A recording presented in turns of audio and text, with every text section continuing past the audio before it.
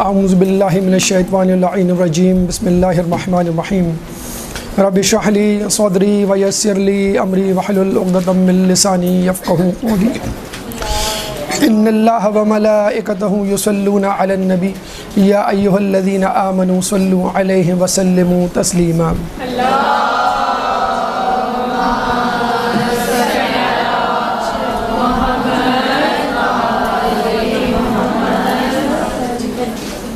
مقام سیدہ بروز محشر، یہ ہمارا آج کا عنوان۔ چھٹے امام امام جعفر صادق علیہ السلام، اللہم صلی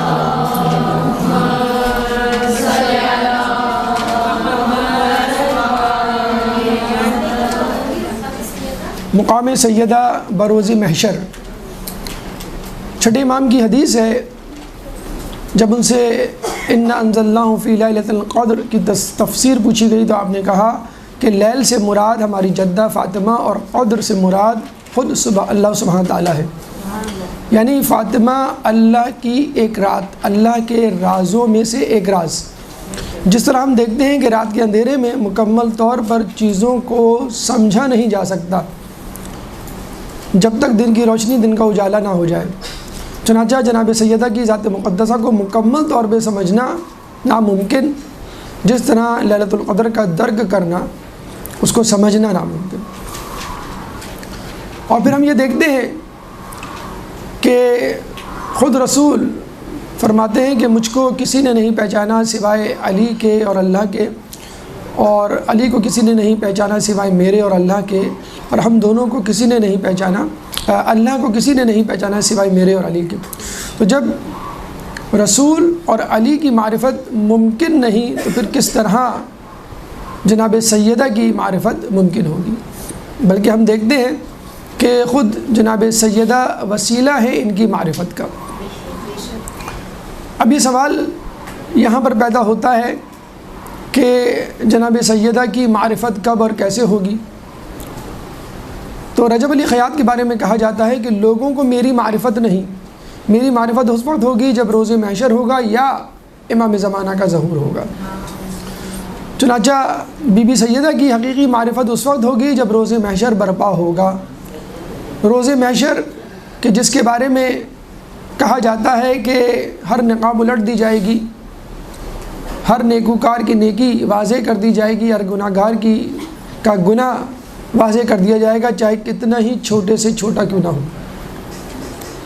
فَمَن يَعْمَلْ مِثْقَالَ ذَرَّةٍ خَيْرًا يَرَهُ فَمَن يَعْمَلْ مِثْقَالَ ذَرَّةٍ شَرًّا يَرَهُ، کہ جو چھوٹی سی چھوٹی نیکی کرے گا وہ بھی دیکھ لے گا، اور جو بڑی سے بڑی نیکی کرے گا، چھوٹی سی چھوٹا گناہ کرے گا وہ بھی دیکھ لے گا۔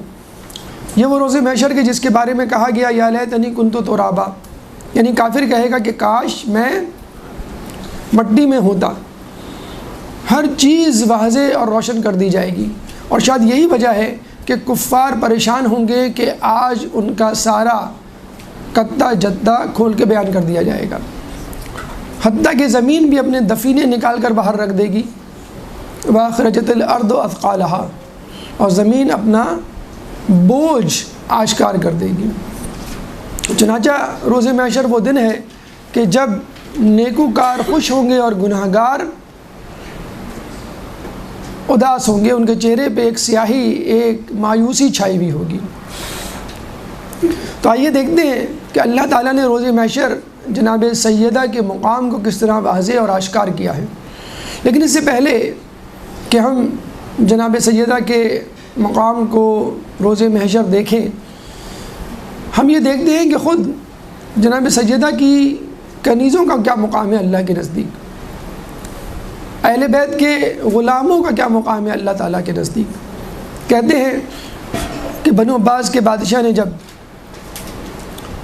یہ مذموم حرکت کرنے کی کوشش کی کہ شیعوں کو جھٹلایا جائے، اور یہ اعلان کروایا کہ اگر شیعہ سچے ہیں تو ان کی آئمہ کی قبروں کو کھود کے دیکھو، اگر ان کے جسم سلامت ہیں تو یہ سچے ہوں گے، ان کا عقیدہ صحیح ہوگا، ورنہ غلط۔ تو ہمارے مجتہدین علماء نے اس وقت بر وقت مداخلت کی اور یہ کہا ائمہ تو دور کی بات، ائمہ کے غلاموں کی قبروں کو کھود کے اگر دیکھا جائے تو ہمارا عقیدہ ہے کہ وہ اپنی قبروں میں صحیح سلامت ہوں گے۔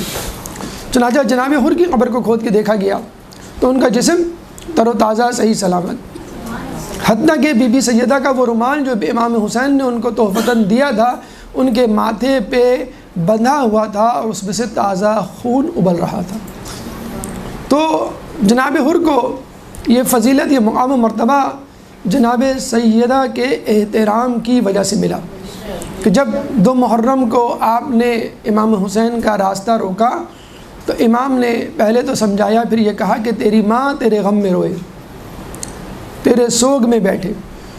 تو حر نے یہ کہا کہ میں یہی جملہ آپ کی ماں کے لیے نہیں کہہ سکتا، بس یہی وہ احترام تھا کہ جس کی وجہ سے حر کو توبہ کی توفیق نصیب ہوئی۔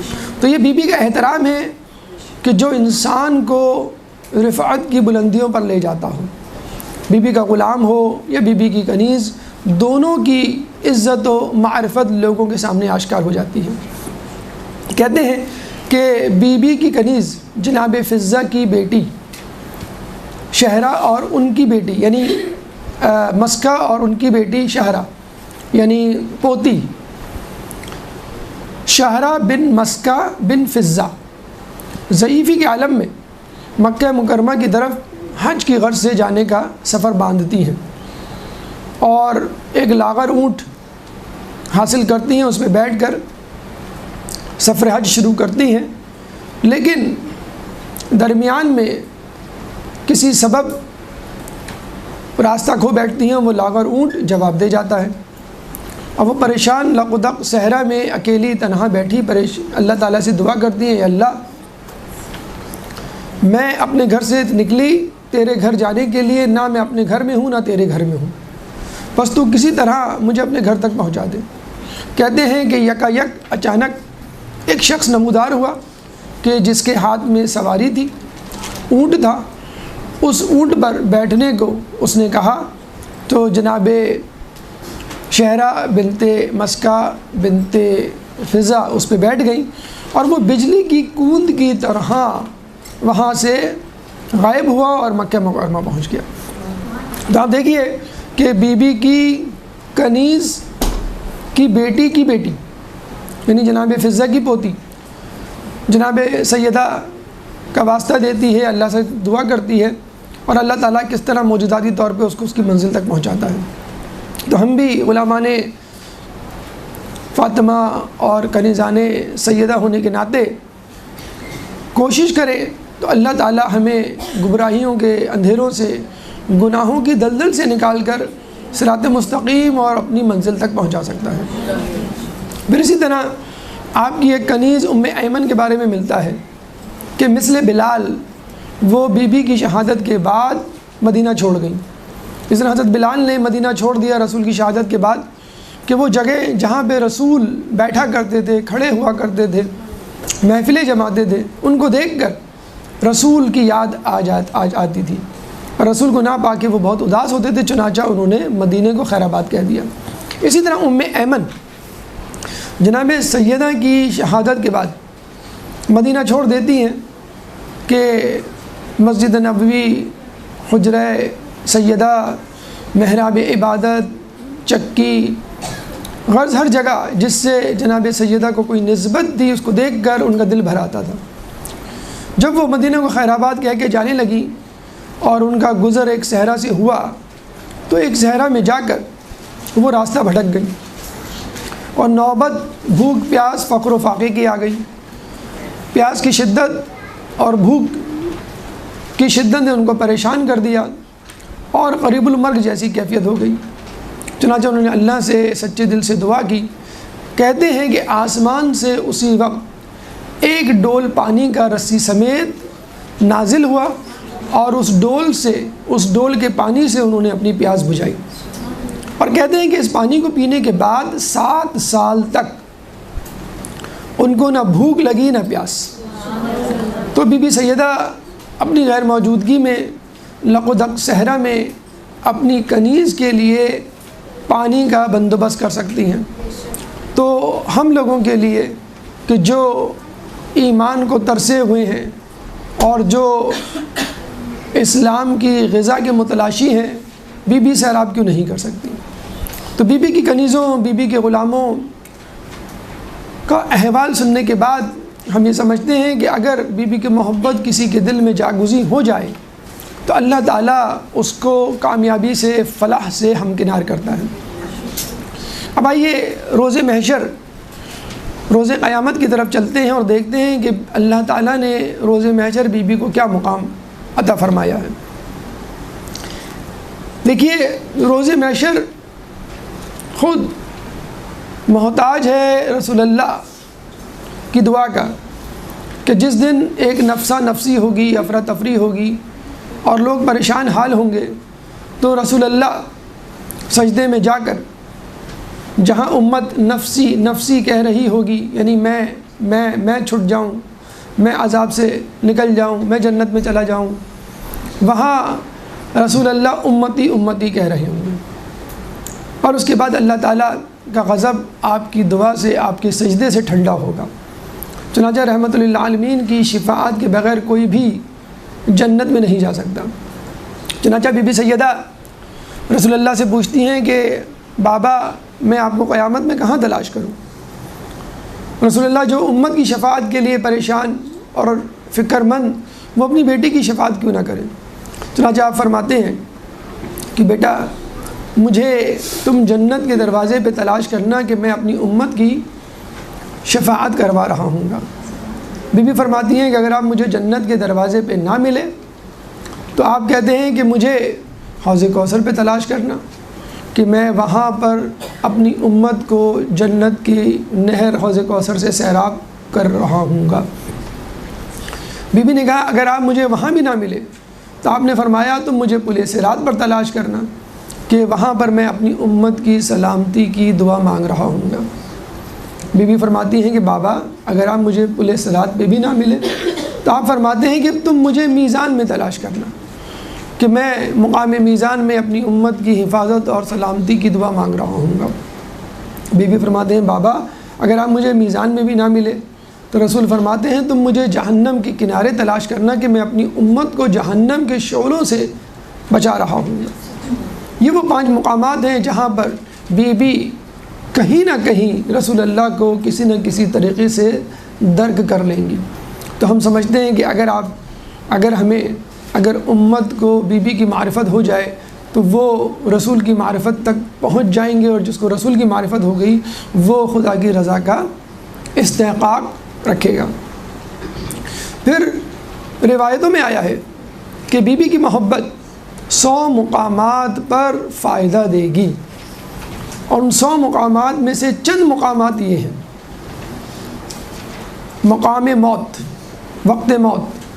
آپ کو معلوم ہے کہ جب انسان پر موت کا وقت آتا ہے، نزاع کا عالم ہوتا ہے، تو شیطان وسوسے ڈالتا ہے، اور آخر وقت میں تمام کا تمام ایمان ضائع ہو جانے کا خطرہ ہوتا ہے۔ تو بی بی کی محبت عین موت کے وقت پائے استقامت میں لغزش آنے سے رکاوٹ بنے گی۔ تو 100 مقامات میں پہلا یا چیدہ مقامات میں سے پہلا موت، پھر قبر۔ دیکھیں روز محشر تو پھر بھی ایک ایسا میدان، ایک ایسا وقت ہے کہ جہاں پہ بہت سارے لوگ ہوں گے، رسول ہوں گے، ائمہ ہوں گے، تھوڑی بہت تو امید ہوگی، لیکن قبر میں تو آپ اکیلے ہیں۔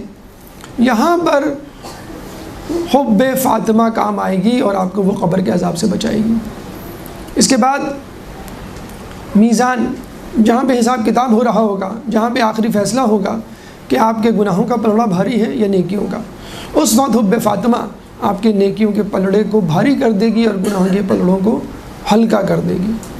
محشر کے دن کہ جہاں ہر شخص پریشان ہوگا، کوئی کسی کو نہیں پہچانے گا، باپ بیٹے کو نہیں پہچانے گا، ماں بیٹی کو نہیں پہچانے گی، وہاں حب فاطمہ کام آئے گی اور جناب سیدہ آپ کو جہنم میں جانے سے رکوا دے گی۔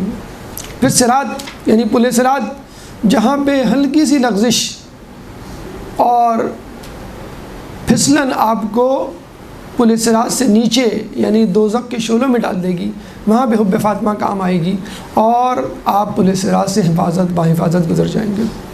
اور پھر حساب کتاب کا مقام کہ جہاں پر آپ کو اپنے نیکیوں کا، اپنے گناہوں کا حساب دینا ہوگا۔ روایتوں میں یہ بھی آیا ہے کہ جس سے اللہ نے حساب لے لیا وہ تباہ ہو گیا.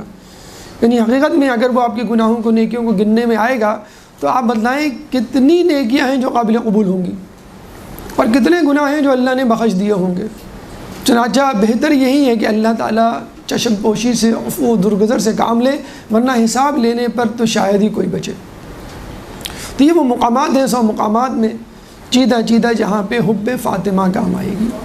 اب آئیے روز محشر چلتے ہیں اور دیکھتے ہیں کہ وہاں اللہ تعالیٰ نے جناب سیدہ کو کیا مقام بخشا ہے. ایک درود پڑھ دے محمد والے محمد میں.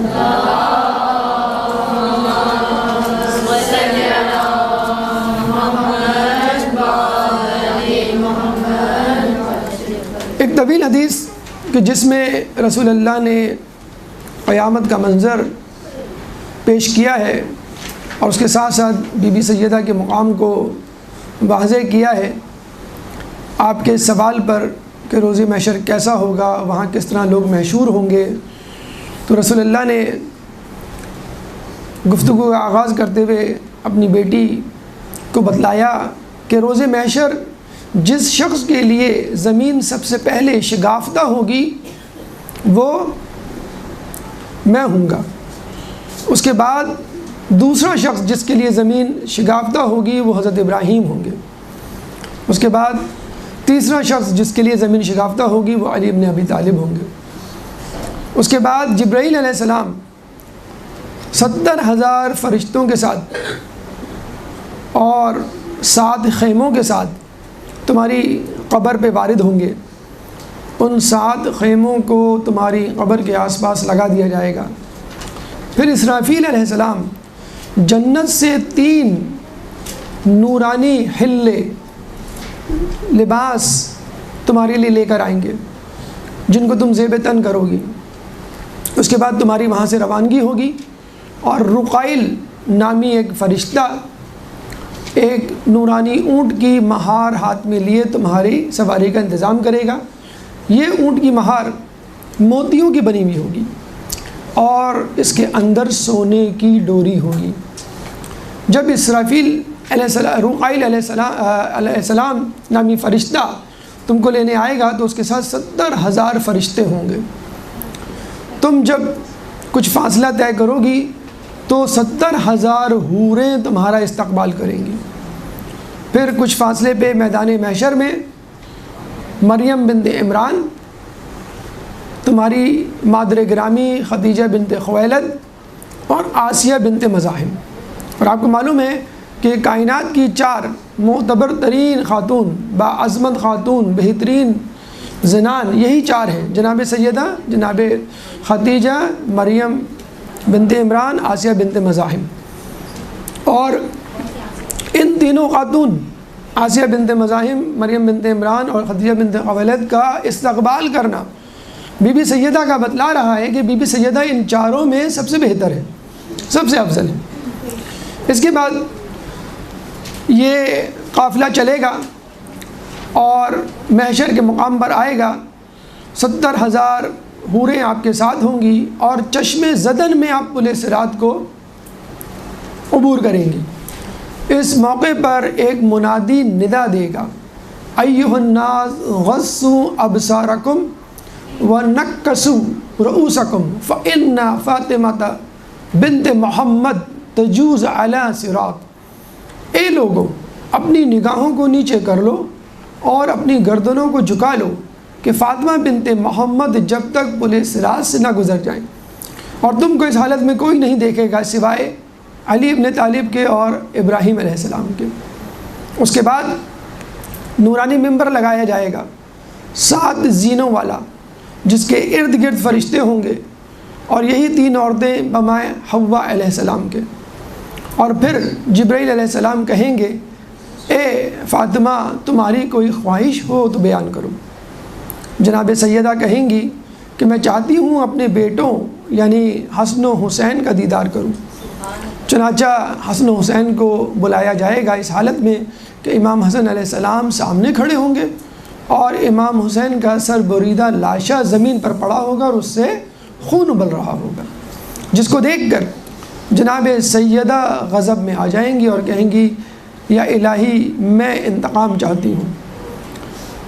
پھر جناب فاطمہ کے غضب میں آنے سے اللہ غضب میں آئے گا، اللہ کے غضب میں آنے سے جہنم کے فرشتے غضب میں آئیں گے، اور پھر کہتے ہیں کہ جہنم کی ایک آگ ہب ہب جس کو اللہ تعالیٰ نے اپنے غضب سے 1000 سال تک جلایا ہوگا، بھڑکایا ہوگا، وہ جہنم سے نکلے گی اور امام حسین کے قاتلوں کو چن چن کر اٹھا کر جہنم میں داخل کرے گی۔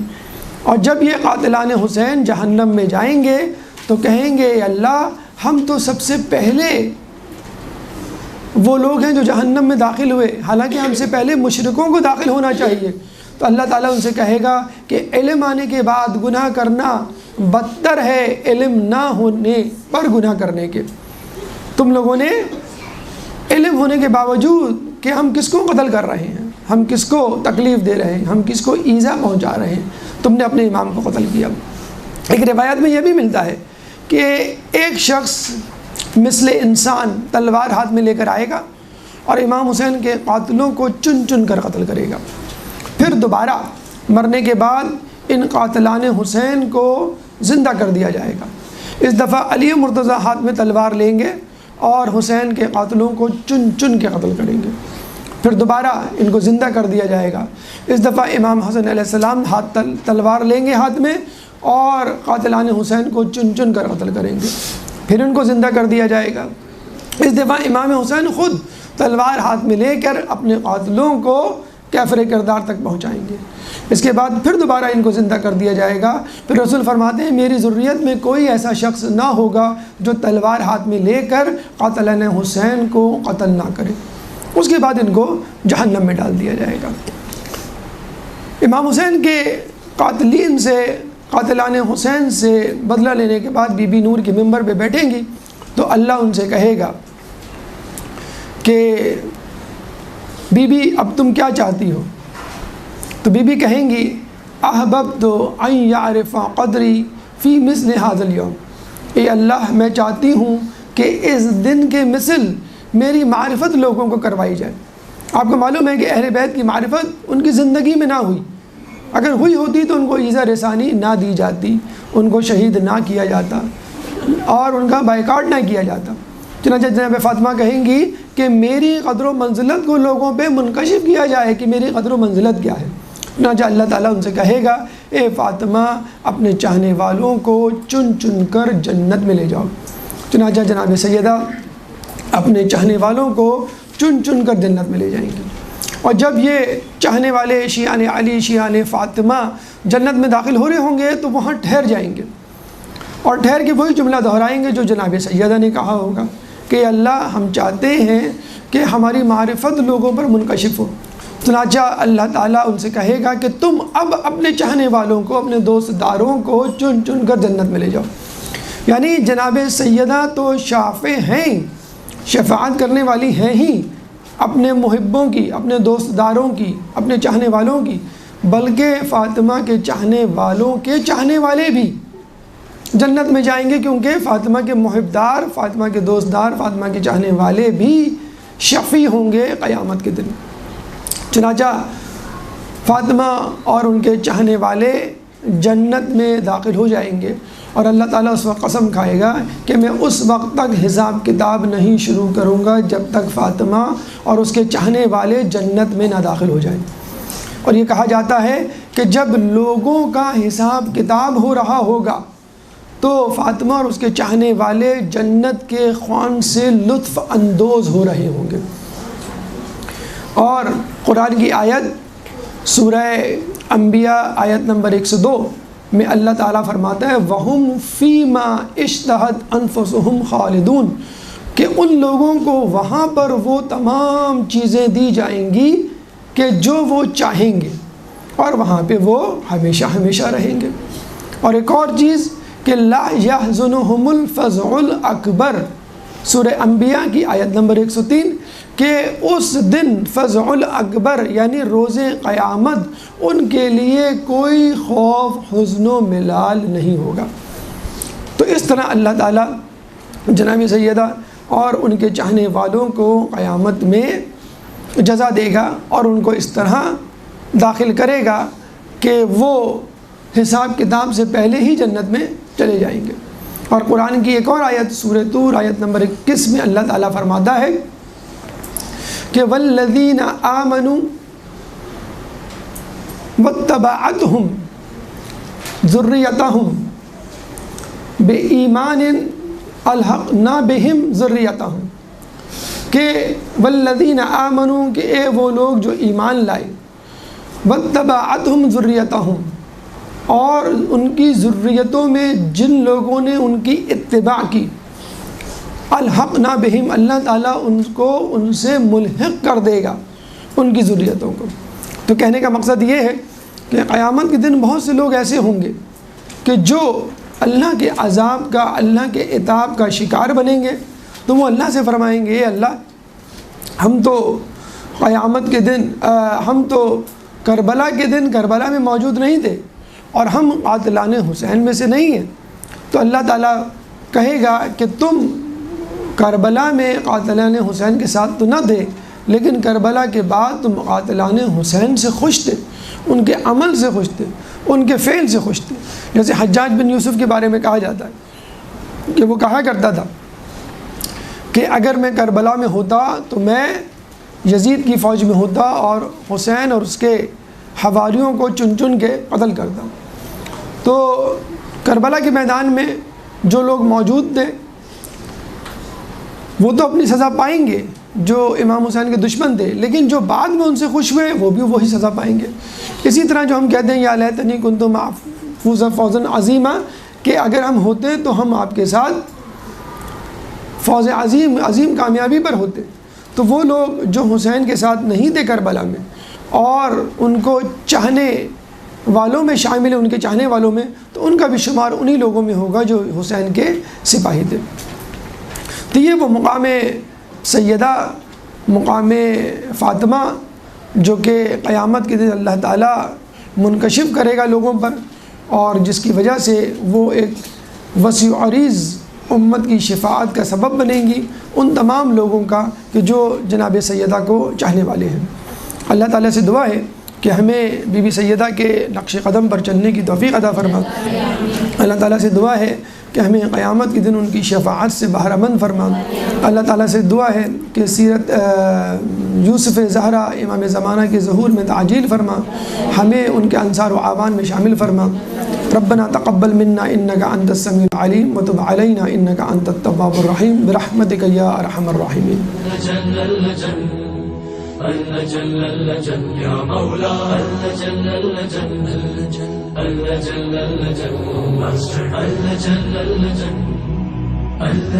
يا صاحب السماء